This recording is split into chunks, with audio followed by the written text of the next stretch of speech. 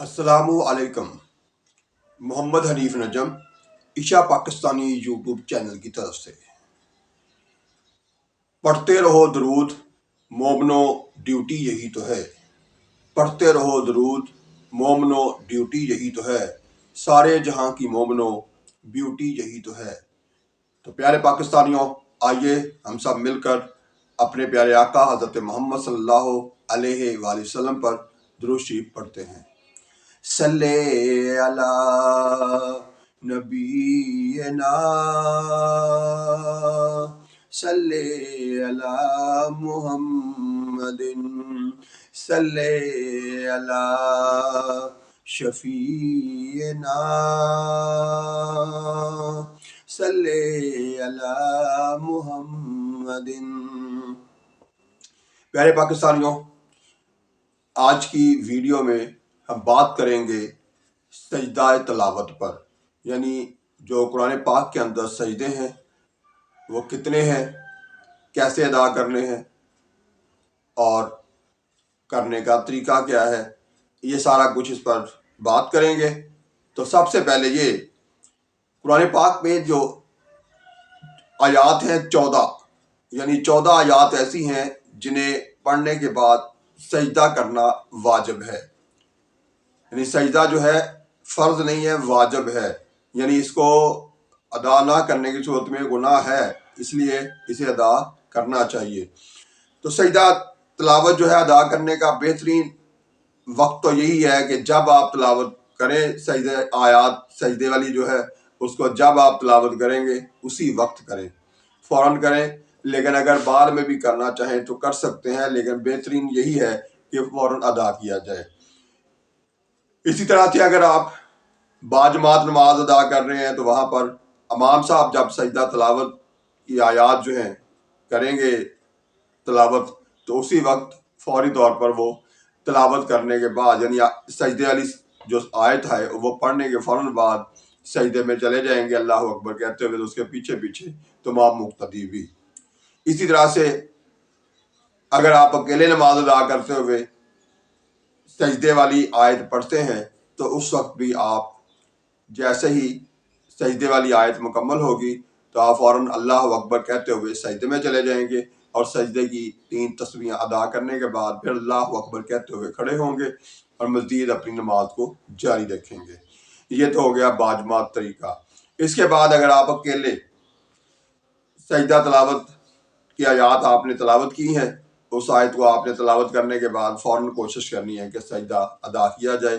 سجدہ ادا کرنے کا اچھا طریقہ تو یہی ہے کہ کھڑے ہو کے کیا جائے، یعنی کھڑے ہوں، اور کھڑے جب آپ سیدھے کھڑے ہیں اس وقت آپ نے سجدہ تلاوت ادا کرنے کے لیے یہ کرنا ہے کہ کوئی نیت وغیرہ کرنے کی ضرورت نہیں ہے، صرف اللہ اکبر کہتے ہوئے سیدھے سجدے پہ چلے جائیں گے، اور سجدے میں جا کے سجدے کی تسبیحات جو ہیں وہ پڑھیں گے۔ پڑھنے کے بعد پھر اللہ اکبر کہتے ہوئے آپ سجدے سے اٹھ جائیں گے تو سجدہ ادا ہو جائے گا۔ سجدہ جو ہے وہ بیٹھے بھی ادا ہو سکتا ہے، اس لیے اس کے لیے کھڑا ہونا بھی ضروری نہیں ہے، لیکن اگر کھڑے ہو جائیں تو اچھی بات ہے۔ اسی طرح سے آپ نے سجدہ جو ہے اسے ادا کرنے میں دیر نہیں کرنی، حد الوسیع کوشش کریں کہ جلد از جلد ادا کریں۔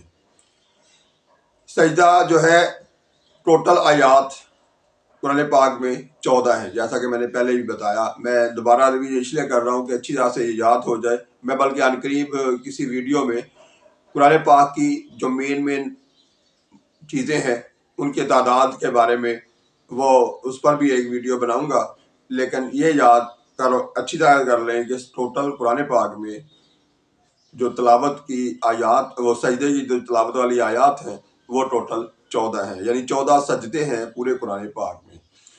تو یہ رہی جی سجدہ تلاوت کے حوالے سے۔ اگر آپ کے ذہن میں کوئی اور سوال بھی ہو تو آپ وہ بھی کمنٹس میں لکھ سکتے ہیں، انشاءاللہ اس کا بھی آپ کو جواب دیا جائے گا۔ اس کے بعد آتے ہیں ہم اپنی روز کی روٹین کی گفتگو کی طرف۔ ایک ظلم تو ہمارے جو ہے غزہ میں، یعنی فلسطینی جو ہے وہ آج کل بہت مشکل میں ہے، ان کے لیے دعا بھی کیجیے۔ افسوس تو یہ ہوتا ہے کہ ہمارے حکمران جو ہے وہ سو رہے ہیں، ان کو ذرا سا بھی فکر نہیں ہے کہ آخرت میں انہوں نے بھی اللہ تعالیٰ کو جواب دینا ہے. باقاعدہ ایٹمی طاقت ہیں ہم، اور ہمیں ایک دھمکی میز بیان ہی کم از کم دے دیں فلسطینیوں کے حق میں اور اسرائیل کے خلاف، لیکن ہم وہ بھی نہ کر سکے، جس کا ساری عمر افسوس رہے گا. اور اسی طرح سے اگر پریشر ڈالنے کی کوشش کرتے ہیں تو ہمیں پاکستانیوں کو جلوس نکالنے کی، جلسہ کرنے کی بھی اجازت نہیں ہے. بہرحال آپ لوگوں نے کوشش کرنی ہے، پھر بھی کم از کم فیس بک پہ، واٹس ایپ پہ اور انسٹاگرام پر، اسی طرح سے ٹویٹر پر جتنا بھی جذبات کا اظہار کر سکتے ہیں وہ کریں، اور جہاں جہاں بھی احتجاج میں حصہ لے سکتے ہیں وہ بھی لیں. لیکن ساتھ ساتھ اللہ رب العزت سے دعا بھی کرتے ہیں کہ اللہ تعالیٰ ہمارے فلسطینی مسلمانوں کو جلد از جلد اس مشکل سے نکالے. اس کے ساتھ ساتھ ہمیں بات کرنی ہے آپس میں ایک دوسرے کے ساتھ اچھا سلوک کرنے کی، تاکہ آنے والے کل میں ہم مزید مشکلات سے بچے رہیں.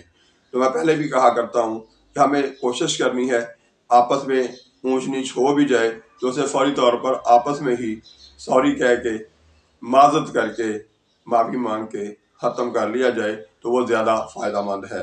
اس سے بے بہا آنے والے کل کی مشکلات سے بچا جا سکتا ہے ایک چھوٹا سا لفظ سوری، معافی اور معذرت کے ذریعے. کیونکہ ہمارے ملک میں جو سسٹم ہے وہ اتنا گندا ہو چکا ہے، اتنا خراب ہے، اتنا بوسیدہ ہو چکا ہے کہ ہم ذرا سی بات پہ اگر چونچنا کرتے ہیں تو اس کے بعد ہم تھانے کی طرف چلے جاتے ہیں، اور تھانے میں جو ہے وہ جو سلوک ہوتا ہے وہ بھی آپ سب کو بھی پتہ ہے، مجھے بھی پتہ ہے.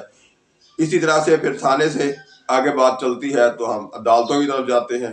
عدالتوں میں وکیل اور عدالتیں مل کے جو ہمارا حل کرتے ہیں وہ بھی آپ کو پتہ ہے. تو اس لیے میں آپ سے یہی کہوں گا کہ اپنے آپ کو آنے والے کل کی مشکلات سے بچانے کے لیے بہترین یہی ہے کہ جو بھی معاملہ ہوا ہے آپس میں کہیں بھی کوئی اونچ نیچ ہو جاتی ہے تو آپس میں ہی اسے زیادتی کا ازالہ کر لیا جائے. اس کو نہیں پتا ہوتا، جب آپس میں ہم لوگ کسی بات پر لڑتے ہیں، جھگڑتے ہیں، تو ہر ایک کو پتا ہوتا ہے کہ کون زیادتی کر رہا ہے. اس لیے معاملہ آپس میں ہی رفع دفع کر لیا جائے تو یہ بہترین طریقہ ہے. دوسرا یہ ہے کہ دوسری پارٹی چاہے جتنا بھی کچھ کرے، آپ کوشش کریں کہ آپ دھیمے مزاج سے اپنے آپ کو اس مشکل سے بچانے کی کوشش کریں. وقتی طور پر معذرت کر لینا، ہار مان لینا، خاموش ہو جانا بے شک شکست نظر آتی ہے، لیکن حقیقت میں یہ جیت ہوتی ہے. تو اس جیت کو، کیونکہ جو مزہ ہار کے جیت جانے میں ہے وہ جیت کے جیت جانے میں نہیں ہے. تو میرے پیارے پاکستانیوں، آپس میں ایک دوسرے کے ساتھ صلح جو رویہ جو ہے وہ اپنائیے، سچ بولیں، دوسروں کے ساتھ ہمیشہ اچھا سلوک کریں. نہیں بھی کر سکتے تو کم از کم دماغ میں دوسروں کے خلاف سوچنا چھوڑ دیں، اور ہمیشہ اپنے پیارے پاکستانیوں کے ساتھ اچھا رویہ اپنانے کی سوچ اپنائیے. اسی طرح سے کوشش کریں غیبت سے بچے رہیں. غیبت اس وقت ہمارے معاشرے کا سب سے بڑا عذاب بن چکا ہے، اس لیے اس سے بھی جتنا بھی ہو سکے بچنے کی کوشش کریں. اسی طرح سے کوشش کریں اٹھتے بیٹھتے جب جب موقع ملے، جب تک آپ باوضو ہیں، اپنے پیارے آقا حضرت محمد صلی اللہ علیہ وآلہ وسلم پر درود شریف پڑھتے رہیے. کیونکہ یہ واحد ایسی عبادت ہے جو اللہ تعالیٰ فوراً قبول کرتے ہیں، اس میں کوئی رکاوٹ نہیں. ہمارے پیارے آقا حضرت محمد صلی اللہ علیہ وسلم کا فرمان ہے کہ جب کوئی مسلمان اونچی آواز سے درود شریف پڑھتا ہے تو وہ فوراً میں خود سنتا ہوں اپنے کانوں سے، اور جو دل میں پڑھتا ہے، میرا امتی آہستہ آواز میں پڑھتا ہے، اس کا درود شریف فرشتوں کے ذریعے مجھے پہنچا دیا جاتا ہے. تو یہ ایک واحد ایسی عبادت ہے جو فوری طور پر قبول ہو جاتی ہے، اس لیے اس میں مشغول رہیے. اسی طرح سے اللہ تعالیٰ سے اپنا تعلق مضبوط کرنے کے لیے 5 وقت کی نماز بھی پڑھیے، اور ساتھ ساتھ اٹھتے بیٹھتے استغفر اللہ کہتے رہیے. یعنی اللہ تعالیٰ کو پیار آتا ہے اپنے اس بندے پر جو اللہ تعالیٰ سے معافی مانگتا ہے. تو اسی طرح سے ہمیں بھی پھر اس پیار کا حاصل کرنے کے لیے ہمیں بھی کوشش کرنی چاہیے کہ ہر وقت کہتے رہیں، اے میرے پیارے رب مجھے معاف کر دے، اے میرے رب مجھے بخش دے، اے میرے پیارے رب مجھے معافی دے دے. تو یہ ہمیں بھی کہتے رہنا چاہیے، اور ساتھ ساتھ جو غلطیاں کوتاہیاں ہو جاتی ہیں ان سے آئندہ سے بچنے کی کوشش بھی کرتے رہنا چاہیے، کیونکہ اللہ تعالیٰ جو ہے وہ 70 ماؤں سے زیادہ پیار کرتے ہیں، تو یہ ممکن ہی نہیں ہے کہ اللہ تعالیٰ آپ کی معافی، آپ کے پڑھے ہوئے درود شریف اور آپ کے اللہ کی مخلوق کے ساتھ اچھے سلوک، اچھے رویے جو ہیں ان کا آپ کو صلہ نہ دے۔ یعنی وہ آپ کو اجر و ثواب بھی دے گا، معاف بھی کرے گا، اور آنے والے کل میں آسانیاں بھی عطا فرمائے گا۔ تو میرے پیارے پاکستانیوں، ہم نے حد الوسیع کوشش کرنی ہے، اپنے آپ کو اچھا پاکستانی اور بہترین مسلمان ثابت کرنا ہے۔ اس کے لیے ہمیں عملی مظاہرہ کرنا ہے، صرف سوچتے ہی نہیں رہنا، صرف بولتے ہی نہیں رہنا کہ ہم یہ کریں گے، وہ کریں گے، ہم یہ اچھا کرتے ہیں، ہم یہ اچھا کرتے ہیں۔ نو، کر کے دکھائیے، عمل کرنے سے اجر ملے گا۔ اس لیے ہمیں عمل کرنا ہے۔ اپنے تمام پاکستانیوں کو ہمیشہ فائدہ پہنچانے کی کوشش کیجیے، اپنے تمام مسلمانوں کے ساتھ اچھا رویہ دینے کی کوشش کیجیے۔ یہی ہماری دنیا کی اور آخرت کی کامیابی ہے۔ اللہ تعالیٰ آپ سب کو ہمیشہ خوش رکھے اور قائم رہے میرا اور آپ کا پیارا وطن پاکستان۔ پاکستان زندہ باد۔